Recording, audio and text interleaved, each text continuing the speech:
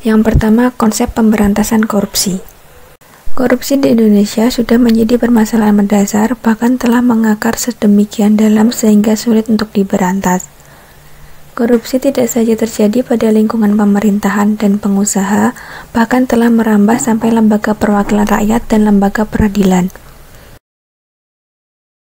Pada masa reformasi, selain kepolisian dan kejaksaan, sejumlah instansi pelaksana dan pendukung pemberantasan korupsi juga dibentuk, antara lain Komisi Pemberantasan Korupsi atau KPK, Pusat Pelaporan dan Analisis Transaksi Keuangan atau PPATK, dan Lembaga Perlindungan Saksi dan Korban atau LPSK. Juga telah dibentuk Pengadilan Khusus Tindak Pidana Korupsi. Semua itu dilakukan dalam rangka mengoptimalkan upaya pemberantasan korupsi.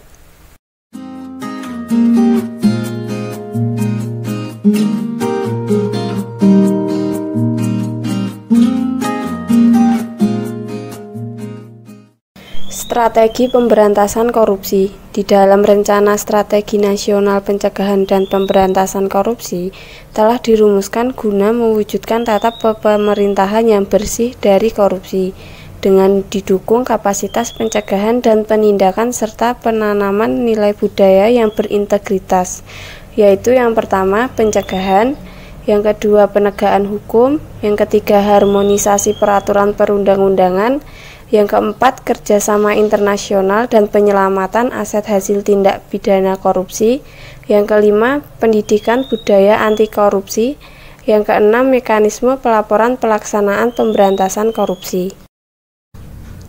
Komisi Pemberantasan Korupsi dalam bukunya mengelompokkan strategi pemberantasan korupsi tersebut ke dalam 3 strategi.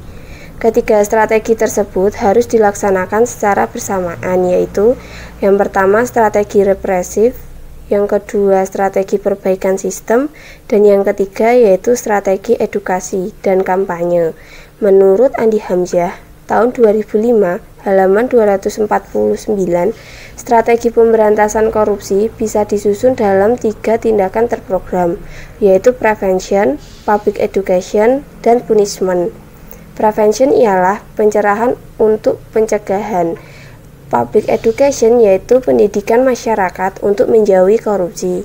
Dan punishment adalah pemidanaan atas pelanggaran tindak pidana korupsi. Berdasarkan hasil penelitian Transparency International, ditemukan adanya keterkaitan antara jumlah korupsi dan jumlah kejahatan atau kriminalitas. Ketika korupsi meningkat, angka kejahatan yang terjadi meningkat pula. Menurut Global Corruption Report tahun 2005, beberapa strategi pemberantasan korupsi akan diuraikan secara singkat seperti berikut ini. Yang pertama, mengenal lebih dekat korupsi. Yang kedua, mengetahui hak dan kewajiban yang berkaitan dengan pemberantasan korupsi. Yang ketiga, kerjasama dan komitmen. Yang keempat, sifat anti korupsi atau pencegahan prevention.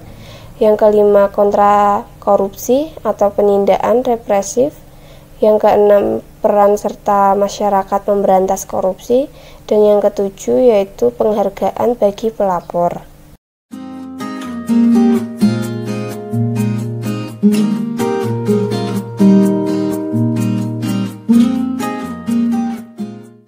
Upaya pencegahan korupsi. Sebagaimana yang diatur tentang upaya pencegahan terhadap tindak pidana korupsi dalam pasal 13 Undang-Undang Nomor 30 Tahun 2002 tentang Komisi Pemberantasan Tindak Pidana Korupsi, yaitu dalam melaksanakan tugas pencegahan sebagaimana dimaksud dalam pasal 6 huruf D, Komisi Pemberantasan Korupsi berwenang melaksanakan langkah atau upaya pencegahan sebagai berikut. A. Melakukan pendaftaran dan pemeriksaan terhadap laporan harta kekayaan penyelenggara negara.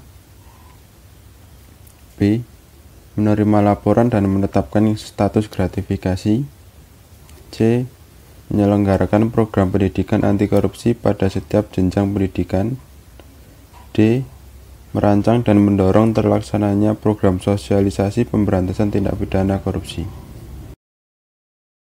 Pendidikan anti korupsi membentuk kesadaran akan bahaya korupsi di kemudian hari, bangkit melawannya.